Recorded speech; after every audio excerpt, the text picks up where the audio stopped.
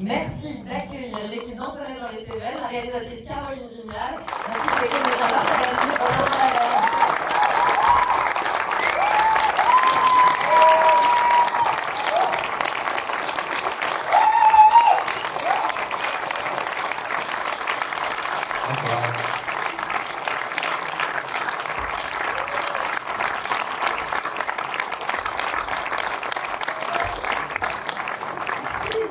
Merci d'être là. Super, merci à vous. On va vous laisser la parole dans quelques instants parce que j'imagine que vous êtes plein de questions. Mais je vais peut-être vous laisser vous chauffer un petit peu et poser la première question à Caroline. On a envie de tout savoir. Il est né comment ce film? Comment elle est née dans votre tête, cette Antoinette? Alors Antoinette, je ne sais pas du tout. Elle s'est imposée à moi. Mais le film, il est né d'un voyage que j'ai fait dans les Cévennes il y a une dizaine d'années. Voilà, et j'ai eu un choc de découvrir cette région qui, comme vous l'avez vu, j'espère, est splendide. Et voilà, mais à l'époque, j'avais pas envie de réaliser, donc j'étais juste très heureuse d'être allée me promener là-bas. Et l'année suivante, j'ai refait un voyage dans le même coin et j'ai eu un âne qui s'appelait Patrick. Et là, ça a commencé un peu à me titiller, disons. Et voilà, mais j'ai mis du temps à me dire qu'il était temps d'en faire un film, quoi. Et Antoinette, Antoinette, je ne sais pas. Antoinette, c'est moi, j'ai envie de dire.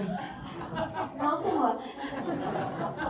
Est-ce qu'il y a un peu de Non, c'est peur moi. dans Antoinette? Non, c'est moi, Benjamin. Eh non, c'est moi. Ah bah oui. Ah, j'adore. Eh ouais, c'est vous aussi, monsieur. Mais oui, on est tous en J'adore. Et attendez, moi je voudrais quand même qu'on appelle, il y a d'autres acteurs du film. Jean-Pierre Martin, ce que je vois ici. Ah oui.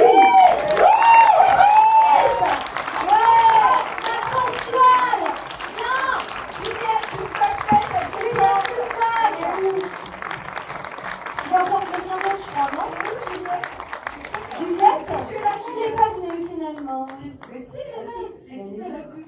Ah. Et François Caron. Il est où, François? François Caron, venez tous. Allez, François. Il arrive. Enlevez vos masques, qu'on voit vos beaux visages. Ouais.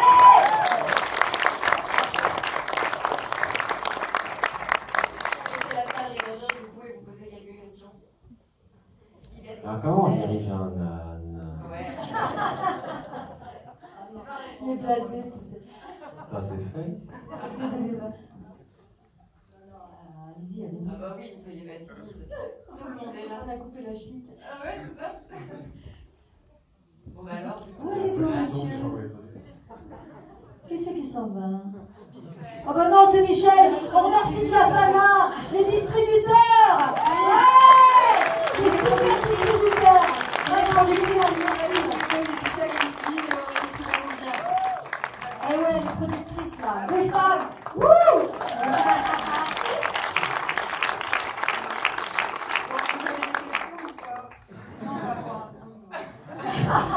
On a envie de s'hydrater à ce soir-là, vous aussi.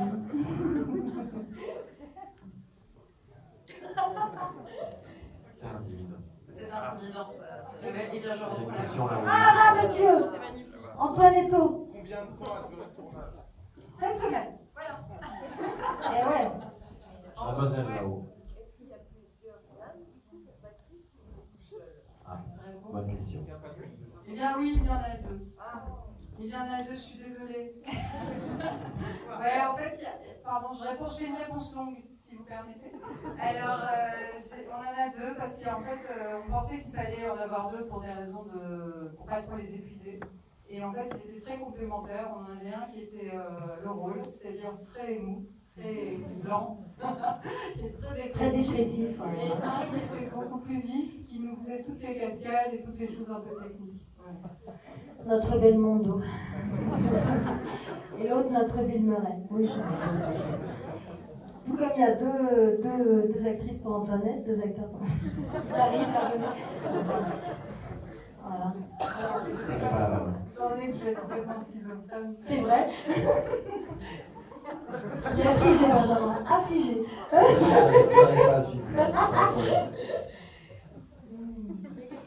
Oui, mademoiselle.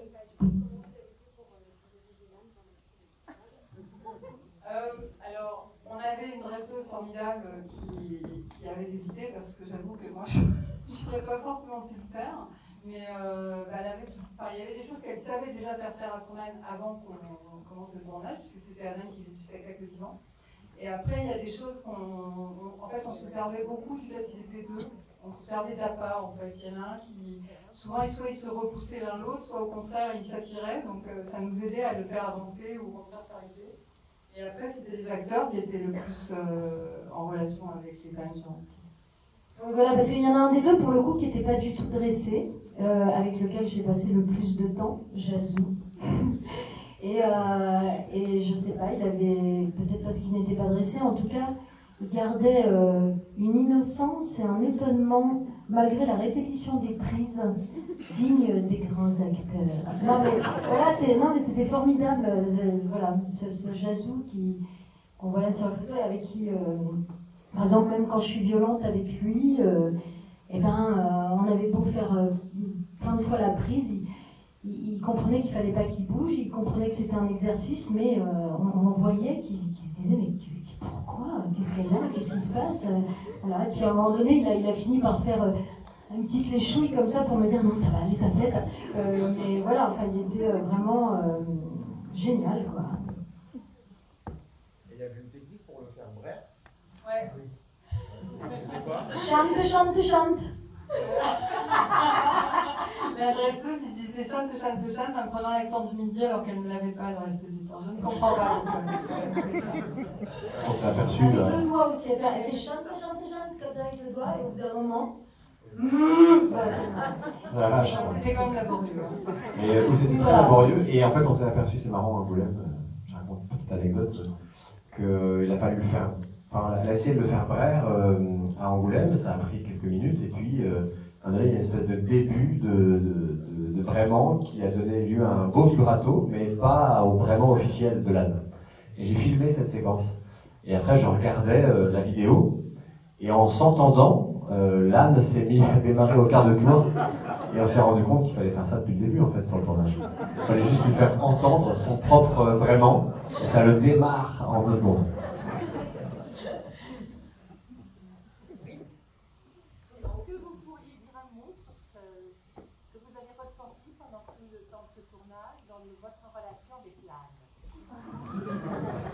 Tout ça, ça tombe toujours.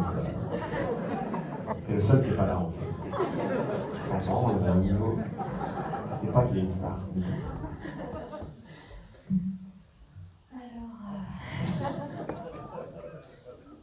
Non, mais non, pardon. Non, mais moi, j'adore par exemple le film Max mon amour où on voit Charlotte Rampling avec un gorille. C'était un peu un rêve d'enfant. Non, mais c'est vrai de jouer avec un animal. Et je dois dire, c'est vrai que moi, j'aimais pas trop Pedro, l'âne dressé, parce que très vite, lui, il a l'habitude de faire des numéros incroyables, tout ça. Donc, pour lui, juste arriver en courant vaguement, très vite, il s'ennuie. Donc, même quand j'avais essayé, par exemple, d'être violente avec lui, il avait un œil mort, il me déprimait, quoi. Enfin, rien ne prenait avec lui, quoi. Il était très mauvais acteur.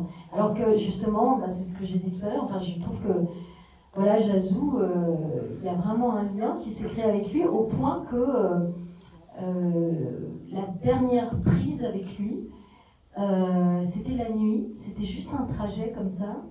Et puis, d'habitude, il fallait que je lui donne une petite impulsion comme ça pour qu'il démarre. Et là, en fait, il sentait que c'était la fin parce que toute l'équipe était un peu, c'était la fin dans les Cévennes. Il nous restait une semaine à Paris. Et là, il a démarré exactement avec moi sans que j'ai rien à faire.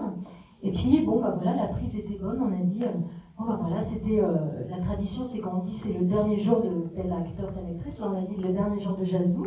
Tout le monde a applaudi. Et là, il s'est mis à me lécher.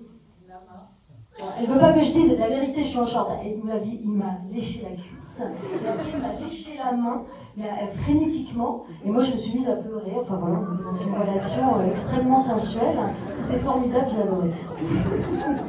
C'est tellement mieux que les hommes. Non, pardon.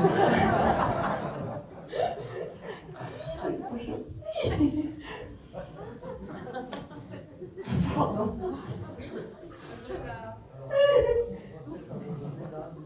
Ah oui.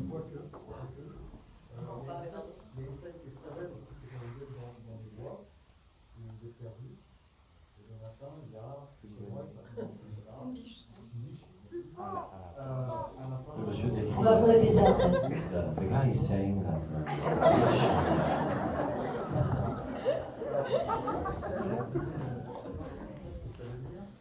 J'avais une autre question aussi, c'est ce qui m'a bien plu, évidemment, c'est les Cévennes. C'est avec la musique qui fait des clins d'œil, j'ai l'impression, à des films où on a un côté, il y a un petit côté des raideurs avec les motards, effectivement, comme ça, ou le côté western, c'est quand personne arrive avec son cheval, ça fait, on se croirait vraiment, c'est vraiment, Morricone. Bon, la France, c'est pour ça qu'on est resté cette année ici. C'est une question pour la réalisatrice. Il demande juste la première question, c'est par rapport à la scène du réveil.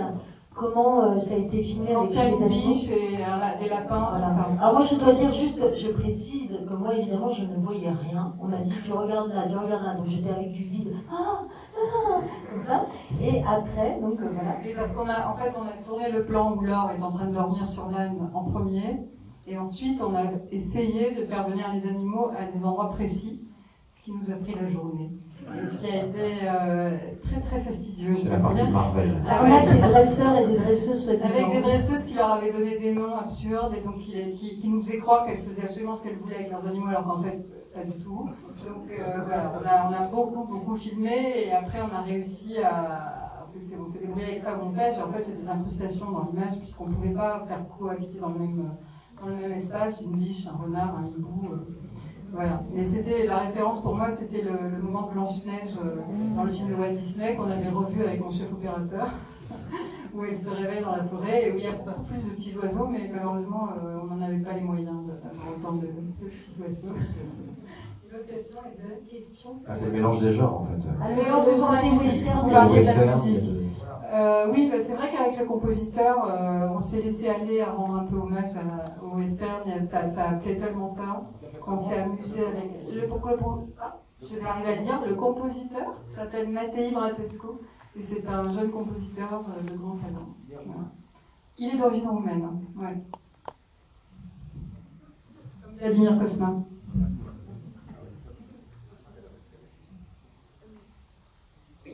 Et sinon, vous, en tant qu'acteur, vous repartez avec quelle leçon, quelle morale de ce film, finalement?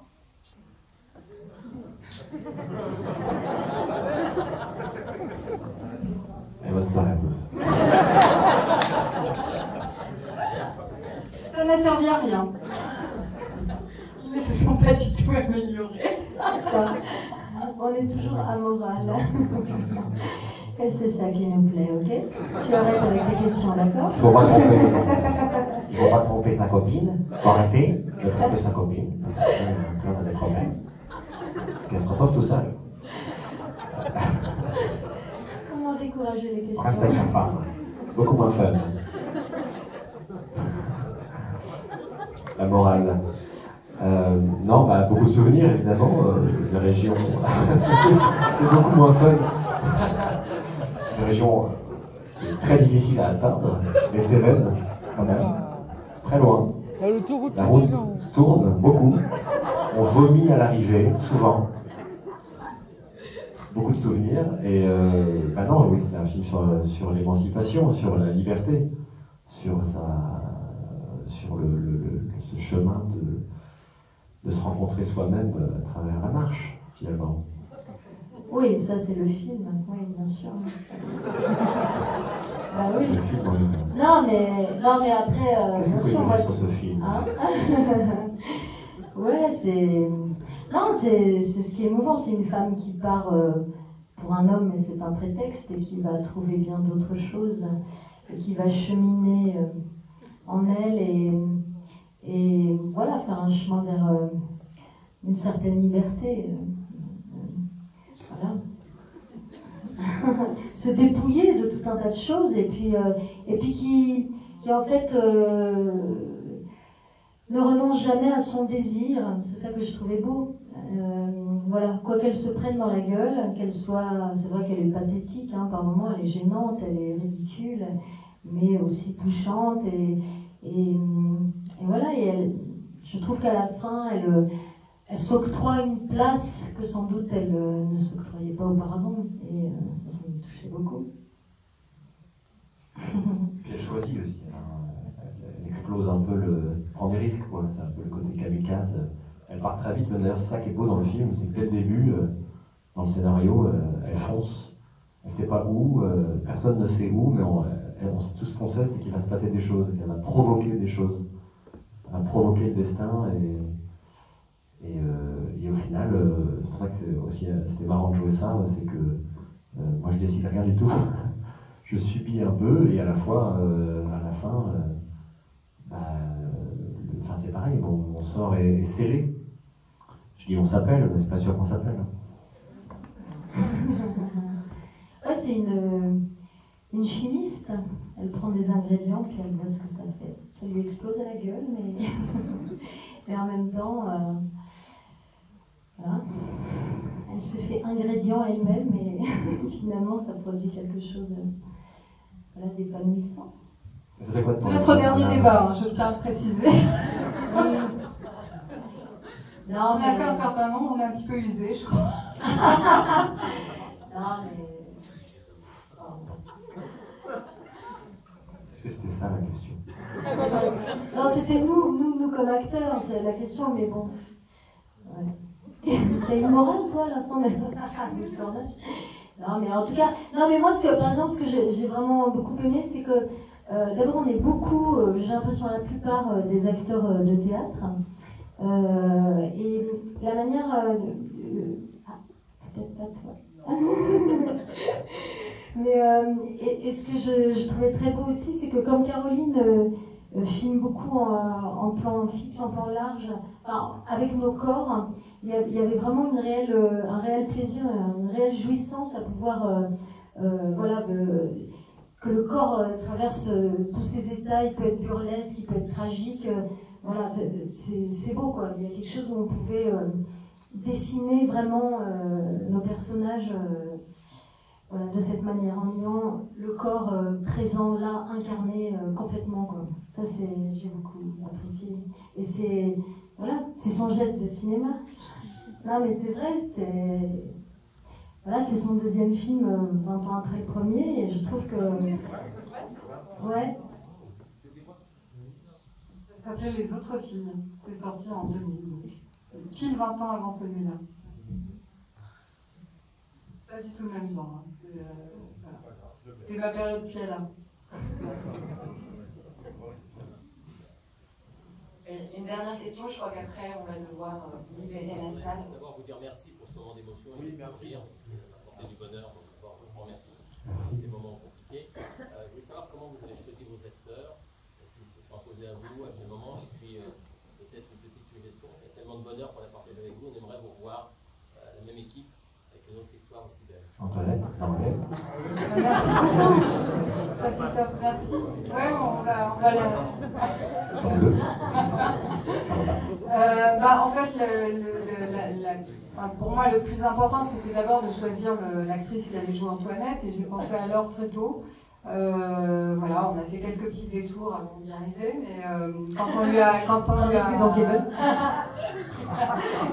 envoyé le scénario, elle l'a lu assez vite et elle a tout de suite dit oui, et ça a été voilà, moi j'étais vraiment complètement convaincue que c'était l'actrice pour ce rôle-là, et à partir de là, le casting s'est construit autour d'elle en fait.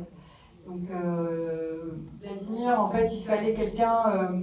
Ce qui était compliqué avec le personnage de Vladimir, c'est qu'on aurait vraiment pu ne pas l'aimer du tout, et ça aurait rejailli sur le personnage d'Antoinette, parce que si on n'avait pas pu verrer Vladimir, on se serait dit mais quelle idiote d'être amoureuse d'un mec pareil. Donc il fallait que j'ai un acteur un peu aimable, voilà, et c'est pour ça que j'ai choisi Benjamin. Et les autres, voyons voir. Alors Jean-Pierre, je trouvais que c'était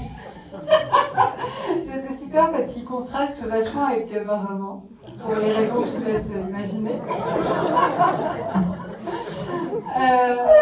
Maxence, Maxence, je l'avais vu beaucoup au théâtre et comme il faisait partie de la troupe des Chiens de Navarre, et je l'ai vu aussi beaucoup au cinéma. Et j'ai testé beaucoup de gens pour en fait ce rôle de Jacques. Là. C'était très compliqué ce rôle, bizarrement. J'ai peur des ânes et je savais pas faire un nœud. Mais en fait, c'est le seul rôle, je crois, pour lequel j'ai fait passer plein d'essais. J'y arrivais pas. Et bon voilà, Maxence a réussi à faire des nœuds. Et Juliette, la pauvre, elle a été un petit peu coupée. Elle avait un rôle un peu plus important, mais elle existe tellement qu'en fait, le peu que tu es là dans le film, je pense t'existes quoi. Et parce que il y a un truc qui existe. Voilà, donc je te remercie pour ça. Et en fait, c'était important pour moi parce que quand j'ai fait ces voyages dans les Cévennes, un des trucs que j'ai adoré, c'est que j'ai rencontré plein de gens tous les soirs. Il y avait vraiment comme dans le film des tables d'hôtes où on rencontrait des gens. Et c'est des gens qu'on ne revoit pas. Et parfois on s'en souvient. Et en fait, j'avais envie que tous ces personnages secondaires du film aient peu de temps à l'écran, mais qu'ils existent vraiment. Et voilà, j'ai choisi les acteurs pour ça. Et je trouve que, en tout cas, tous les acteurs ont apporté, en plus du fait que c'est tous de bons acteurs, une humanité qui pour moi était vraiment une des raisons pour lesquelles j'avais envie de faire ce film. Et si je puis dire juste une dernière chose, ce que je trouve très beau aussi, c'est que ce personnage d'Antoinette, il a la quarantaine. Et je trouve que c'est extrêmement beau d'écrire un personnage comme ça, qui garde une sorte de naïveté face à la vie et de légèreté en fait. Je trouve que c'est peut-être une des épreuves de l'existence, de garder sa légèreté et son envie de vivre. C'est un côté, on y va. Et de curiosité. On y va, on réfléchit pas, on verra ce qui se passe. Exactement. Voilà, ça je trouve ça très beau. Ce qui est en ce moment, on en manque un peu de ce voilà. de pouvoir y aller. En tout cas, merci à vous d'être là. Ah ouais, merci beaucoup. Merci beaucoup.